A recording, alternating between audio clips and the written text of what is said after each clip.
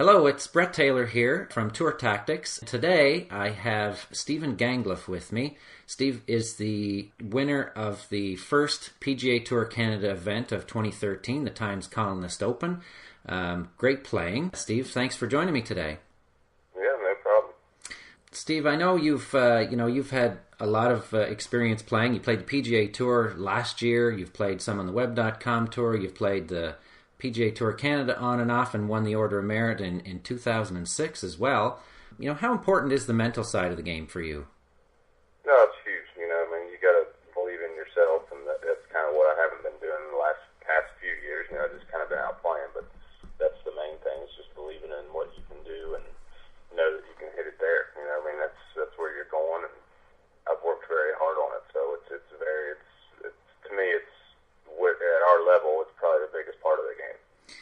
Yeah, that's something. It's interesting. I was speaking the other day about self-belief, and it really is. There's kind of some on-course stuff that you can do mentally, and there's off-course stuff, and really self-belief is one of the biggest influencers. I believe in in what you can do and what you believe you can do and what you end up doing. And so, on that topic, is there anything that you do to help increase your self-belief or kind of get yourself into the frame of mind that you're the type of player that's a winner and a champion and that sort of thing? Yeah, I don't do a lot. I play a lot. I play a lot more than I practice. I don't hit a lot of balls. The course that I play at here in California, I don't have a range, so I do a lot more playing. So it's more when I'm playing, I just work on looking and focusing on where my target is and where I want to go, and that's basically what I've focused on the last 2 months, and that's where it really helps me out a lot, and realizing that 9 times out of 10 I'm probably going to hit it there instead of thinking about where it's going to miss and where it's going to go. Yeah. Okay. Now, obviously, you just won the Times Colonist on the PGA Tour Canada, and what made the difference for you this week? Was there anything mentally that sort of stood out for you that you thought about going into this season, or that you thought about specifically about the course or that event? Yeah, it was. I really focused on just what we just talked about. I know I had qualified for the Byron Nelson earlier this year, and when I played, I was more focused on not missing it here and not missing it there, and I realized that along with my girlfriend, she was caddying for me, and she's a big golfer herself. And when we got done, that was our big thing. Was this is the only problems that I'm having is I'm worried more about where I should miss it if I miss it. And we worked very hard on getting that even out of the game. Instead of thinking about the misses, you think about I'm going to hit it there. Period. That's it. That's where I'm going to hit it. And if it doesn't go there, it's not that big of a deal. But I just caught myself really focusing not so much on where I want to go. I focused on missing it in the right places and not messing up, and that was kind of the focus I was on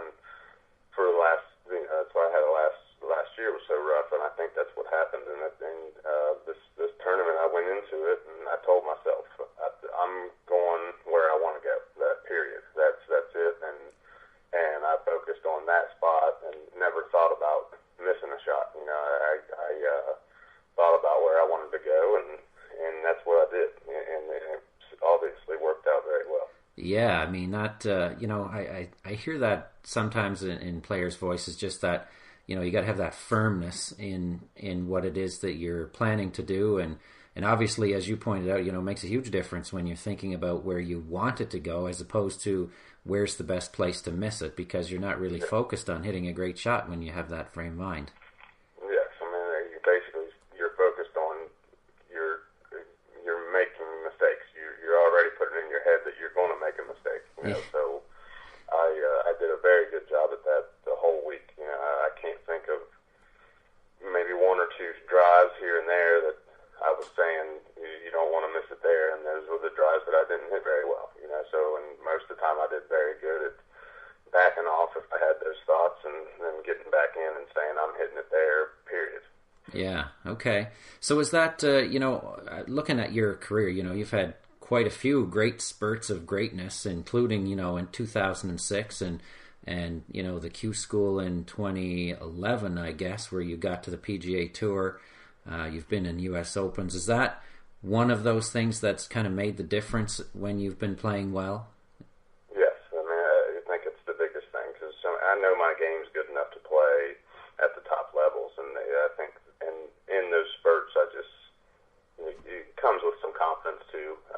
But even with that confidence, you still, I can't think of any tournament that I was better than I was last week. I was just focused on exactly where I wanted to go. I mean, I know in my other spurts of playing, you get it wandering in your mind where you want to miss it, where you do this and do that, and I'm just lucky enough to be talented enough and a good enough player to get away with it. But last week I was probably the first time that I believed on every shot that I was going to hit it there. That was just how I was, and I did it very well. Yeah, and you mentioned confidence there. Is that what I'm kind of hearing between the lines here is you really kind of talked yourself into it. And, what is confidence for you? And can you kind of talk yourself into confidence? Is that something that you kind of believe? Yeah, I think now, especially after last week, I don't know if it's as much talking yourself into confidence. It's just knowing that I don't hit it. If I'm just out playing for fun, how many times do you hit that many bad shots?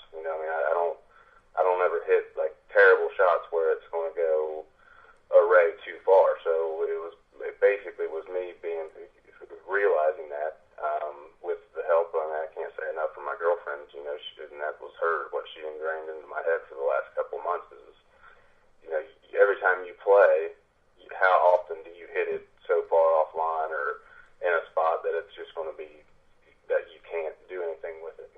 For the most part, you hit it and keep it in play. So it's just a matter of believing that, and you do that all the time. That's what you do. You're that good, and yeah, that's just what I realized, and that's just it was huge for me to finally have done that. Yeah, and how important is it to have that person, that go-to person? Your girlfriend in this case. Like, does she? Obviously, she's involved in your game quite heavily, and a player herself. Does she carry your bag sometimes too? Yes, she does. In qualifying school this year, she carried it, and she helped me tremendously there with putting for one thing, and then also the whole mental side of it there too. And that's where it kind of started, and that got me started again and breeding the confidence a little bit when I played very well the last day to sneak in there. And yeah. But it's huge to have somebody support you like that and be into the game as much as she is. We're basically in this together. Yeah. We're like a team, and she'll be up later this year in Canada. She's actually from Canada, so. Oh, perfect. Yeah, so it works out very well. But she's going to come up and caddy for me, and it'll be huge. It's great, and we were both so excited to get off to this start. That's great. Really great. Obviously it sounds like you've spent some time working on the mental game, and I know you've worked with Rotella as well. What's that experience like? What kind of things do you kind of talk about with him when you're spending time with him, and what do you find has been most influential? Yeah, with Bob, he's great. Doc's, but to me, it's all common sense stuff that he talks about. It's very easy to talk about, and most of it's having fun and not really caring. You go out there, you can't think about the results. You got to get out there and not care. You just get up and hit it, and you don't really care. So the more you try and the more you care about it, that's when the game becomes very difficult. And that was his big thing, is to really just get in there and you could care less. You're aiming there, and if it doesn't go there, it doesn't go there.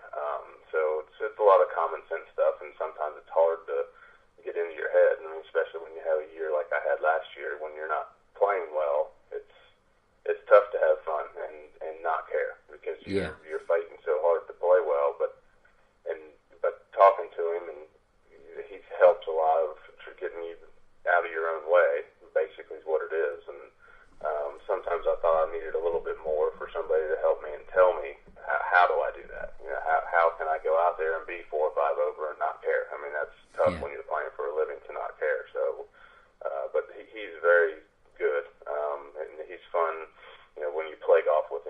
him a few times, he's a perfect example of what he talks about. I mean, he's just nonchalant and gets up and hits it. And, you know, he makes more putts than anybody I've ever seen, just because it's like he doesn't care. Yeah. He just gets into it and hits it, and he'll drain it from every place. Wow. But sometimes that's hard to get into. And I think you can work with guys like that all you want, but eventually it's your own brain, and you've got to figure out how to get that way on your own. Yeah, I mean, it all sounds like such great stuff, you know, to not care and to freewheel it and to kind of have fun and not get in your own way, all those terms, you know, and let it happen.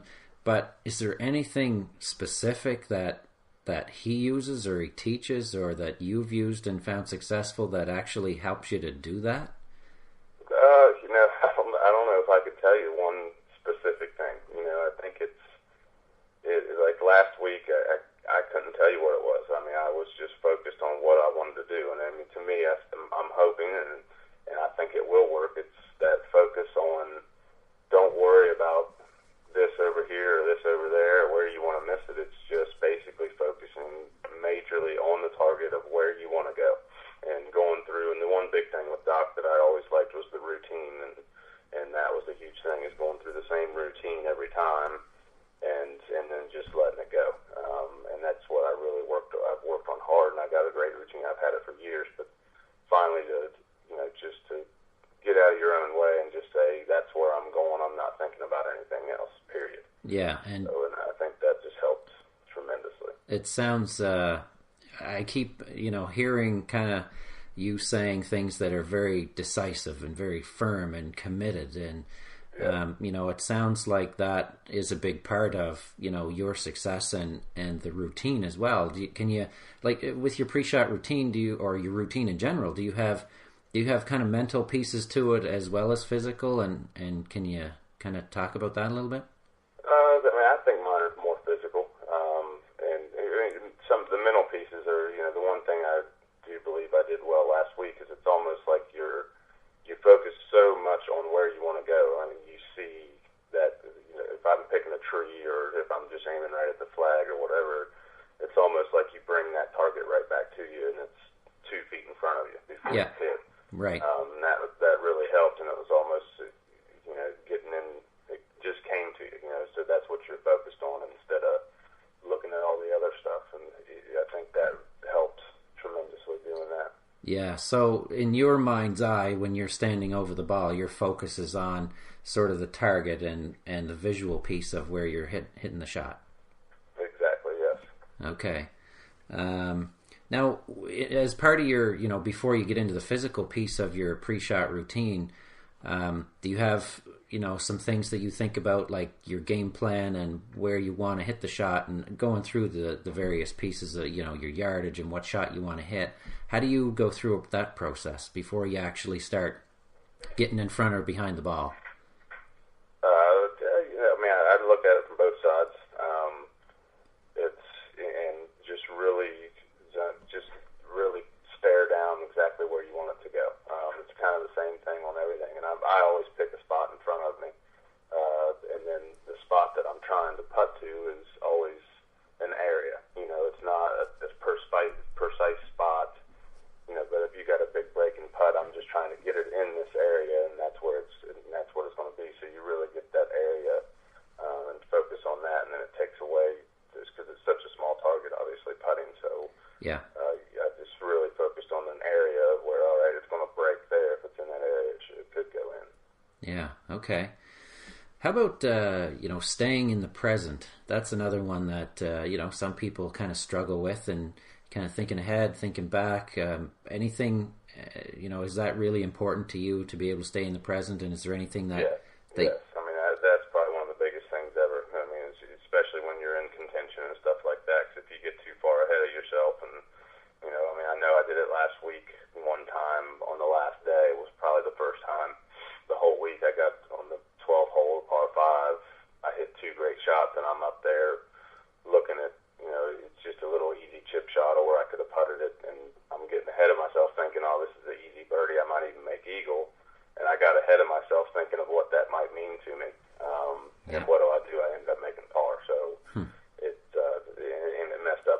tee shot too. So that's one of those things that to stay in the present is huge.